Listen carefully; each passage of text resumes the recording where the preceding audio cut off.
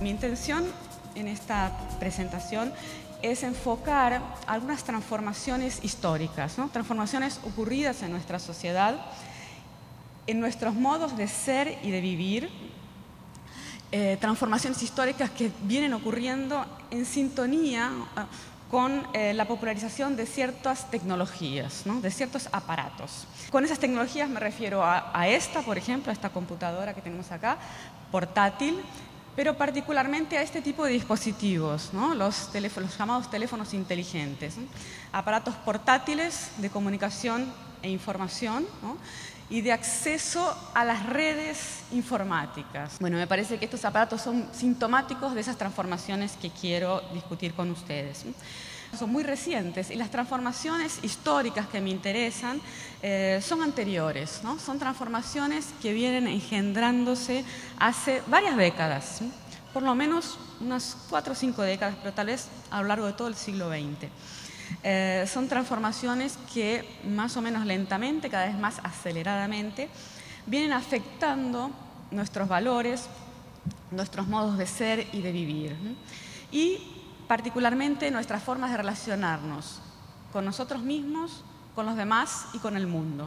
Sin embargo, creo que no fueron las tecnologías, los aparatos, ¿no?, los que cambiaron al mundo, como suele decirse, ¿no?, los que cambiaron todo, incluso las que están cambiando a la escuela, ¿no? Y en ese movimiento nos transforman a nosotros, ¿no? Nosotros inventamos estos aparatos porque algo o mucho ya había cambiado en nuestra sociedad y en nuestro mundo y en nosotros. O sea, eso que cambió nos llevó a inventar estos aparatos, ¿no? Por eso me parece que pensar las cosas así nos permite, nos abre el horizonte para tratar de responder 2 preguntas fundamentales, que es ¿por qué y para qué nos volvimos compatibles con estos aparatos? Nos hacemos compatibles entonces con estos aparatos, ¿no?, con su textura, con sus gestos, con su sonoridad, con su materialidad, con su forma. Nos vamos adaptando, nuestros cuerpos se compatibilizan con estos aparatos. Pero también creo que nos volvemos compatibles, nos estamos volviendo cada vez más compatibles con este tipo de aparatos en niveles más complejos y más densos, ¿no?, más importantes, si se quiere, o sea, en niveles económicos, políticos, socioculturales, ¿no? Nos hemos vuelto compatibles con estos artefactos en nuestra condición de seres contemporáneos, ¿no?, sujetos de hoy en día, gente de ahora, ¿no?, sujetos históricos contemporáneos, o sea, frutos de nuestra época, ¿no? Nadie eligió vivir en este momento y sin embargo también somos sus perpetradores, somos fruto de esta época, pero también somos los que construimos esta época, ¿no? El mundo llevó, en la cultura occidental, nos llevaba a ser compatibles con otro tipo de aparatos, digamos así, con otros artefactos, con otras herramientas, con el cuaderno, con el lápiz, con la pluma. Esas generaciones anteriores eran o éramos compatibles con otras formas de vivir, de ser y de estar en el mundo, ¿no?, y con otras formas, por supuesto, de relacionarse con los demás. Y por todo eso se tuvieron que volver, no nacieron así, ellos también se tuvieron que volver compatibles con ese otro instrumental técnico, que no siempre existió, esto también fue inventado en algún momento. El libro impreso, ¿no? También el libro impreso puede ser pensado de distintas formas, de hecho es un objeto múltiple, infinito tal vez, pero una forma de pensar a ese objeto es como una herramienta, como una tecnología, como un instrumento.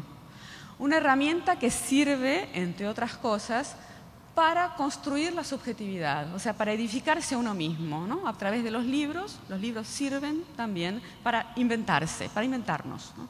Para crear subjetividad, para construirnos como alguien, ¿no? Como alguien singular. Entonces, en ese sentido, estoy comparando al libro como una herramienta que es comparable a estas otras herramientas, que también sirven para eso, entre otras cosas, ¿no? Sirven para construirnos como sujetos. La gráfica de tipos móviles, ¿no? La imprenta, fue inventada en Europa, ¿no? A partir de otros antecedentes de Oriente, pero en nuestra cultura occidental, ¿no? Aparece, o sea, se la inventa, en el siglo XV. En algún momento fue una nueva tecnología, ¿no? Pero claro, en esa época todo era muchísimo más lento, ¿no? Los procesos demoraban mucho más en plasmarse, ¿no? Entonces sus efectos en términos de subjetivación, de producir subjetividad, de producir formas de vida específicas, características de una época, tardaron bastante en plasmarse, ¿no? Sus efectos tardaron, no fue inmediato, ¿no? Como estos artefactos que son compatibles con nosotros, que se volvieron compatibles con nosotros en tan poco tiempo. Entonces, en el caso de la imprenta, esto tardó bastante más y podemos decir que fue recién después de lo que se conoce como las revoluciones burguesas, ¿no? La revolución francesa, que es el emblema, ¿no? De esa transformación, o la revolución industrial, ¿no? Las revoluciones industriales, democráticas, el capitalismo, ¿no? Que se instaura como mecánica del mundo. Fue recién, entonces, en esa época, que podríamos demarcarla como a partir de fines del siglo XVIII, ¿no? Y con su auge en el siglo XIX y XX, o sea, bastante reciente, cuando los efectos de esta tecnología terminaron de plasmarse, ¿no? ¿Y esto por qué? ¿No? Porque hizo falta alfabetizar a las poblaciones, ¿no? Para que el libro tuviera sentido, ¿no? Y con eso entonces otra tecnología, otro invento fundamental, también bastante reciente, que es la escuela, ¿no? Hizo falta inventar la escuela, como nosotros la conocemos, para que el libro pudiera tener sus efectos, ¿no? Para que hubiera lectores y escritores, ¿no? Formar lectores y escritores. Entonces, a través de las enseñanzas escolares, ¿no? Y de todo lo que vino junto con ese inmenso proyecto de mundo, que fue la modernización, ¿no? La modernización del mundo, de los cuerpos y de las subjetividades, ¿no? Nacieron así los hombres, mujeres y niños modernos.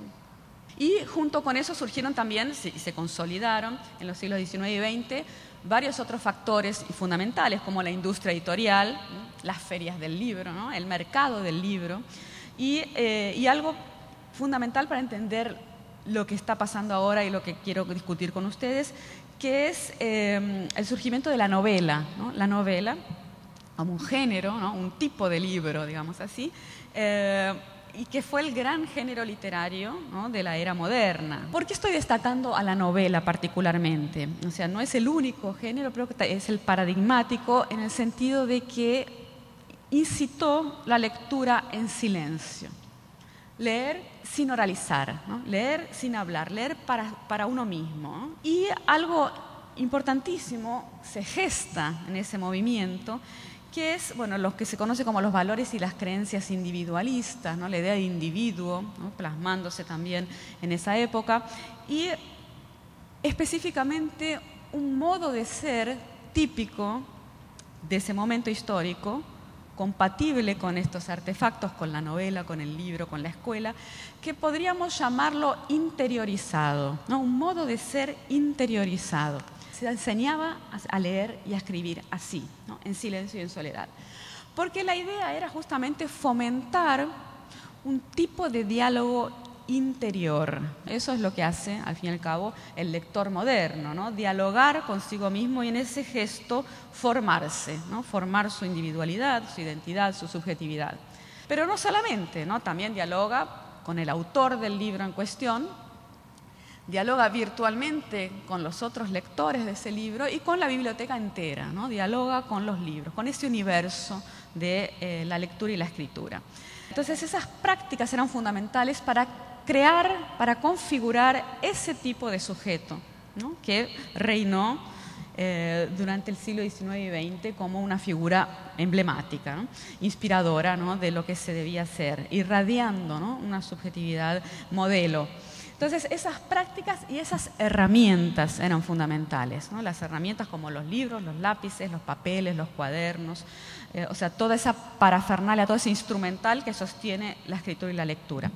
Esa lectura y esa escritura, ¿no?, típicas del siglo XIX y XX, necesitaban, para poder realizarse, ¿no?, ciertas tecnologías, aparatos, artefactos, objetos bien concretos, como lápiz, papel, etcétera, pero también necesitaban otras cosas, ¿no? Necesitaban otras condiciones, ¿no? Por ejemplo, necesitaban espacios cerrados, aislados. Es la casa burguesa, digamos así, ¿no? La casa inspirada en el modelo burgués, tiene características peculiares, ¿no?, que las hacen justamente compatibles con este sujeto. ¿Cuáles son esas características? Bueno, idealmente, por lo menos, se pensaba que era necesario un cuarto para cada uno de los miembros, idealmente, ¿no? Un cuarto para esos miembros también eran pocos, ¿no? Familia nuclear, padre, madre, hijos, idealmente. Y también había un cuarto o una habitación, ¿no?, un cómodo de la casa destinado a cada actividad, ¿no? Eso también es una novedad histórica. Por ejemplo, cocina, baño, cuarto para dormir y, en muchos casos, por lo menos en el modelo ideal, la biblioteca, ¿no? La biblioteca, que es ese espacio destinado a la lectura y a la escritura.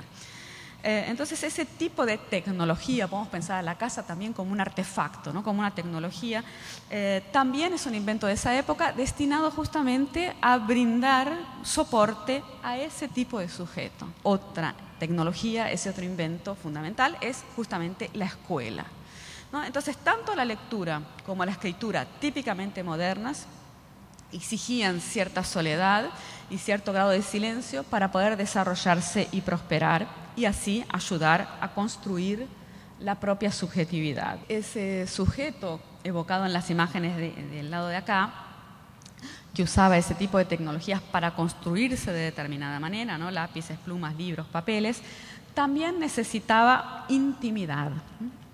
O sea, necesitaba un espacio privado, como les decía antes, lo de idealmente la casa con el modelo burgués, que le permitiera soledad y silencio. Entonces, ¿qué necesitaban exactamente? Necesitaban paredes, ¿no? Paredes que los separaran del ruido, el mundanal ruido del mundo exterior, por ejemplo, de la calle, ¿no? Paredes, puertas, ventanas, cerrojos, cortinas, ¿no?, que creaban un espacio privado en el cual se desarrollaba la intimidad, y la lectura y la escritura tenían mucho que ver con esa intimidad. Entonces, paredes que los protegieran de las miradas ajenas, ¿no? Esas paredes idealmente eran las del cuarto propio, ¿no? No sé, aquí tienen una imagen que evoca a Virginia Woolf, la autora de, entre otras obras, ese libro de ensayos llamado Un cuarto propio. Pero particularmente lo que me interesa acá es esta cuestión de las paredes del cuarto propio para poder ser alguien. Tal vez ese cuadro que ella pintó hace menos de 100 años está distante de nosotros, entre otras cosas, entre otros motivos, porque ahora son otras las herramientas que usamos para la autoconstrucción. Celulares, computadoras, internet, redes sociales, que se mezcla, ¿no?, con el universo que heredamos del siglo XIX y XX, que es el universo de los libros, la biblioteca, la escuela. Esto se mezcla, ¿no?, y produce choques en varios sentidos, ¿no? Entonces, son otras las herramientas que usamos para la autoconstrucción y para relacionarnos con los demás. Cada vez más son estas otras herramientas, aunque muchas de ellas también requieren lectura y escritura. Sin embargo, esa lectura y escritura que requieren es distinta a la lectura y escritura que suscitaban y que requerían las otras herramientas, las más antiguas, ¿no?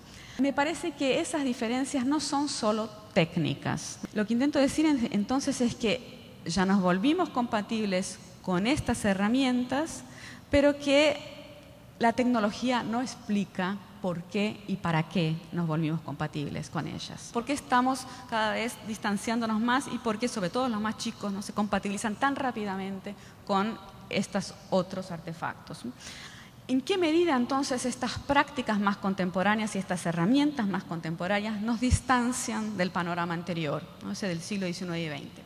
Y creo que una primera posible vía de respuesta es que con la proliferación de estos dispositivos, ¿no?, se hizo evidente algo que ya venía pasando, pero que la vieja intimidad, ¿no? Aquello que se configuraba en las paredes del hogar, se está dejando infiltrar, atravesar por miradas y diálogos que atraviesan las paredes por medio de las redes, ¿no? Las redes cada vez más ubicuas van atravesando esas paredes que antes eran sólidas, opacas y que preservaban lo que sucedía adentro, ¿no? Dentro de la casa y dentro de uno mismo. Entonces esas redes atraviesan los límites, ¿no? Los límites que antes eran intransponibles. Por eso digo que es conflictiva, ¿no? Que hay una tensión entre las redes y las paredes, porque me parece que son dos lógicas distintas, ¿no? Dos regímenes, podríamos decir, el de las paredes y el de las redes. Y en este momento estamos experimentando, estamos viviendo las tensiones y las perplejidades, pero también las oportunidades, ¿no? Y los desafíos que se abren a partir de esta confusión, ¿no? Confusión entre redes o paredes. Si el silencio y la soledad ya no son tan fundamentales como lo eran hasta hace poco tiempo para construirnos como sujetos, eso significa que ya no necesitamos más aquello fundamental que era la introspección. ¿Será que la introspección perdió importancia, ¿no? Otra pregunta fundamental es, entonces, ¿cuál es el gesto, ¿no?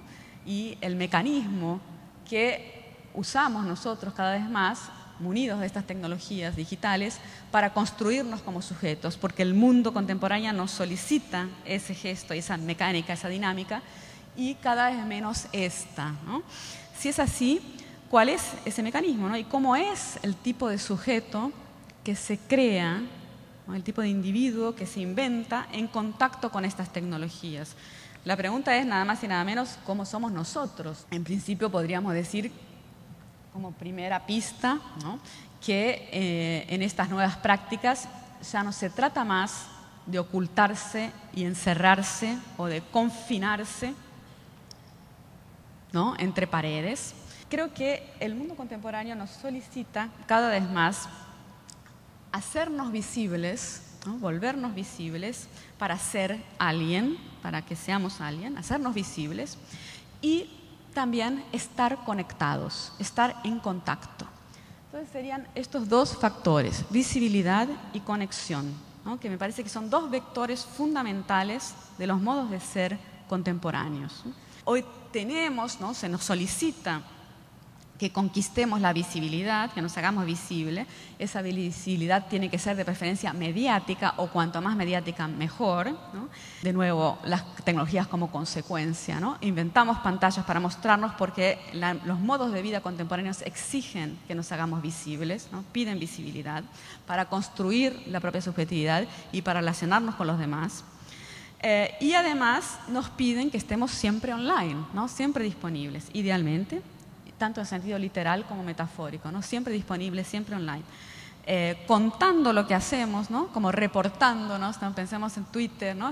Hoy estoy haciendo la foto de lo que comemos, en fin, contando lo que estamos haciendo todo el tiempo, o lo que nos gusta, lo que nos gustaría, lo que pensamos, ¿no? Como reportándonos y siempre enredados, ¿no? Con muchísima gente. Claro que las paredes no desaparecieron, ni mucho menos, ¿no? Al contrario, en algunos casos están blindadas cada vez más, ¿no? Armadas y protegidas con cámaras de seguridad y todo eso. Sin embargo, creo que su función y su eficacia parecen haber cambiado. Se desactivó de alguna manera esa potencia que tenían para encerrar, ¿no? Para encerrar al sujeto moderno y aislarlo de los demás, para que en su intimidad pudiera, entre otras cosas, leer y escribir. En el mundo contemporáneo hay que ser visible y hay que estar online, ¿no? Hay que ser visible y hay que estar online. Con ese hay que, estoy subrayando la idea de que no es solo una opción entre otras, ¿no? Claro que cada uno de nosotros es libre para elegir y puede optar por no estar online y no ser visible.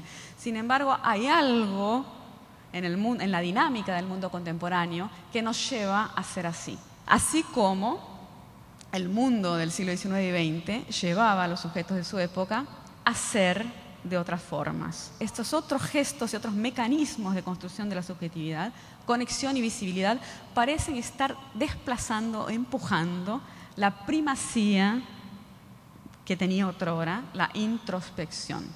No quiere decir que haya desaparecido, ¿no? Sino que hay un privilegio, digamos así, de otros mecanismos que de alguna manera están como en tensión con la introspección.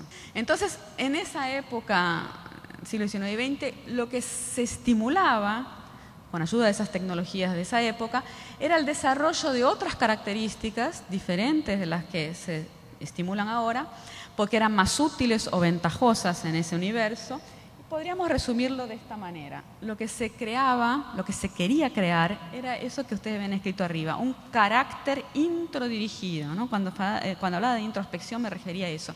Esto es, son conceptos de ese autor que el nombre está abajo, David Riedman, un sociólogo estadounidense de los años 50, ¿no? Que es uno de los pioneros, de los primeros que pensó esto, no es el único, pero él fue uno de los pioneros, ¿no? En detectar esta transformación de un carácter introdirigido, o sea, orientado hacia adentro, hacia una subjetividad cada vez más alterdirigida, la llamó él, o sea, orientada hacia los otros.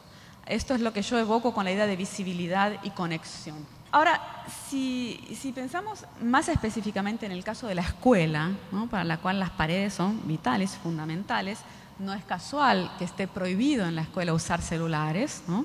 O sea, y que haya esa tensión de forma tan explícita, ¿no? Usar redes, a pesar de toda la discusión que está habiendo, ¿no? Que hay hoy en día sobre qué hacer con eso, ¿no? Con ese choque entre redes y paredes. Sin embargo, la escuela fue inventada, no hace tanto, para enseñarnos a encerrarnos, ¿no? Para enseñar la concentración, por ejemplo. En concentración, piensen todo el trabajo de los reglamentos con respecto al tiempo y al espacio. No solamente el espacio, las paredes parecen solo espaciales, pero también el tiempo, ¿no? El tiempo de la escuela, cómo es compartimentado, ¿no? Cómo es tan distinto del tiempo de las redes. Quizás ya no sea más necesario, ¿no? Compatibilizarnos con las paredes y con toda la tecnología escolar para que seamos compatibles con lo que el mundo solicita de nosotros, ¿no? Esta es una hipótesis arriesgada, ¿no? Polémica, que le estoy tirando para que podamos discutirlas, ¿no? Pero quizás lo que está sucediendo más allá, ¿no? De la escuela y de las casas y las paredes que persisten, lo que está sucediendo, ¿no? En otro nivel, pero que termina afectando a estas instituciones que permanecen, quizás estas redes que se infiltran por las paredes están intentando sustituir a las paredes, ¿no? O al menos están desafiándolas. Esta sería una forma de explicar, una más, no tiene la pretensión de ser la única ni mucho menos, al contrario, pero es una forma de explicar la crisis actual de la escuela, ¿no? De nuevo, no fueron estas tecnologías las que la provocaron, las tecnologías terminaron de ponerla en evidencia. La crisis de la escuela viene configurándose y asentándose hace mucho y no fue casualidad que se hayan inventado estas tecnologías porque esa crisis estaba en funcionamiento, en marcha.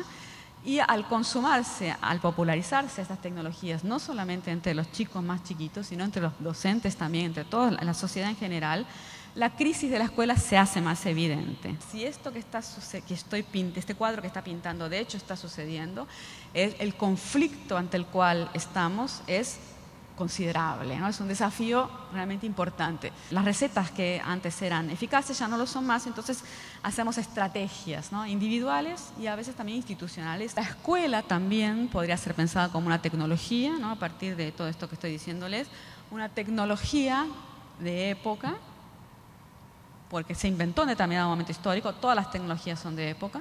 Entonces la escuela típicamente decimonónica, siglo XIX y XX, se inventó en determinada época, como eso, institución de confinamiento es una cita de Michel Foucault, ¿no? Las teorías de Michel Foucault que están atrás de esta forma de leer a la escuela, ¿no? Como una institución, una tecnología de época, que se inventó para compatibilizar a los cuerpos de los niños de esa época con el mundo moderno, ¿no? Crear ciudadanos para los estados nacionales del siglo XIX y XX. Tal vez esa tecnología inventada en esa época, cómo fue pensada e inventada, tal vez lo que está sucediendo es que se está volviendo incompatible con los cuerpos de los niños del siglo XXI. ¿no? Entonces esa crisis podría ser pensada también de esta forma, ¿no? Como otra fase de esa crisis tal vez sea esa, o una forma de leer esa crisis es la de una tensión, como les decía, un conflicto y quizás una incompatibilidad tecnológica, ¿no? Entre esos cuerpos que se compatibiliza cada vez más con otros dispositivos y que le cuesta entrar en compatibilidad con la tecnología escolar más clásica, analógica. Esta es la idea, ¿no? Cuerpos compatibles con tecnologías y con modos de vida históricos, ¿no? que se van descompatibilizando al compatibilizarse con otras tecnologías y con otros modos de vida. Creo que un primer paso para tratar de pensar esto de una forma más productiva y más profunda es tratar de evitar caer en esos dos mecanismos que son simplificadores, ¿no? O sea, como si fuera solo una mera evolución o entonces una mera regresión. Y sobre todo evitar pensarlos como algo meramente tecnológico, como una mera evolución tecnológica o una mera regresión tecnológica. Las tecnologías no son neutras, como suele decirse con demasiada facilidad. No son neutras no quiere decir que sean buenas o malas, ¿no? No son neutras porque no son ni buenas, ni malas, ni neutras. O sea, son históricas. Las tecnologías son fruto de proyectos históricos y por eso permiten hacer ciertas cosas y no otras. Suscitan ciertos tipos de cuerpos y subjetividades compatibles con un proyecto histórico y al mismo tiempo inhiben otras formaciones, ¿no? Pensemos en una carta típicamente decimonónica, escrita en pluma, y un mensajito de Twitter o de WhatsApp, ¿no? Podríamos decir que en cierto sentido son lo mismo, permiten comunicarse con otro.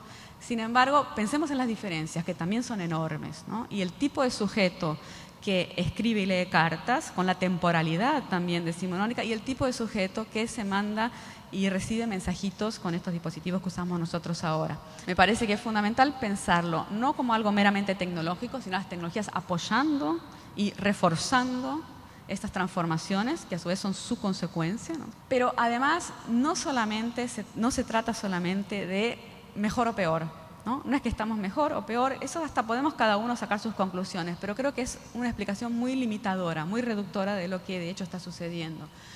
Son universos, yo creo que para tratar de evitar de caer en esa trampa y de poder avanzar más, un mecanismo posible es pensarlo en términos de transformación histórica. Son transformaciones históricas. Al pensarlo como transformaciones podemos detectar la riqueza y la complejidad del cambio. Y al pensarlo como transformaciones históricas, de las cuales forman parte las tecnologías, pero que también involucran valores, ¿no? Y modos de vida, fundamentalmente, al pensarlos así podemos entonces hacernos la pregunta ¿por qué y para qué? Y sobre todo, ¿qué hacemos con esto, ¿no? ¿Qué nos permite este nuevo universo? ¿Qué podemos hacer con esto?